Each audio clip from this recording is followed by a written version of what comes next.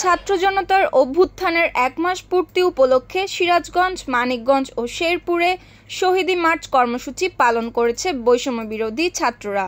সিরাজগঞ্জ প্রতিনিধি মোহাম্মদ মাসুদ রানা জানান, আজ বৃহস্পতিবার বেলা ১১টায় সিরাজগঞ্জ শহরের বাজার স্টেশন করিতলা সংলগ্ন শহীদ মিনার থেকে বের হয়ে শহরের মুজিব সড়ক, চৌরাস্তা ও এস রোড সহ শহরের বিভিন্ন সড়ক প্রদক্ষিণ করে এসে একই স্থানে শেষ হয়।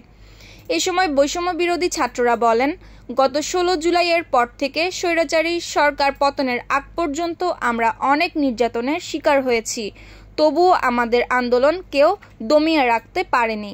শুধুমাত্র আমাদের ঐক্যবদ্ধতার কারণে। আমাদের একার পক্ষে কোনো কিছুই করা সম্ভব নয়। শেখ হাসিনা ও তার দোসররা নির্বিচারে বহু শিক্ষার্থীকে গুলি করে হত্যা ও আহত করেছে। আমরা এর তীব্র নিন্দা ও প্রতিবাদ জানাই। একই সাথে আন্তর্জাতিক অপরাধ ট্রাইব্যুনালের মাধ্যমে এর সুষ্ঠু তদন্তপূর্বক বিচারের দাবি জানাচ্ছি। পরে শহীদদের স্মরণে ১ মিনিটের নীরবতা ও দোয়া করা হয়। মানিকগঞ্জ প্রতিনিধি বাবুল আহমেদ জানান, আজ দুপুর ২টার দিকে মানিকগঞ্জের খালপাড় এলাকায় শহীদ রফিক চত্বরে শহীদী মার্চ আয়োজন করা হয়। মানিকগঞ্জ জেলা বৈষম্য বিরোধী ছাত্র আন্দোলনের ব্যানারে আয়োজিত শহীদী মার্চে বিভিন্ন শিক্ষা প্রতিষ্ঠানের শিক্ষার্থীরা অংশগ্রহণ করেন।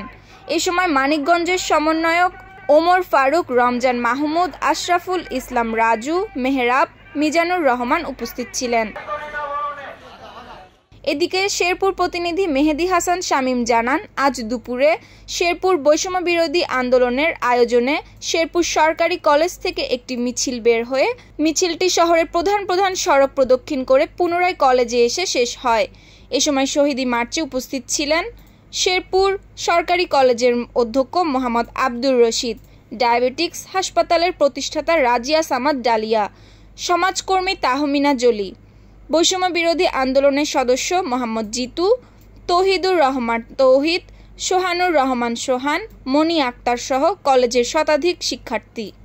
নিউজ ডেস্ক, সুপ্তি রায়, ভোরের আকাশ।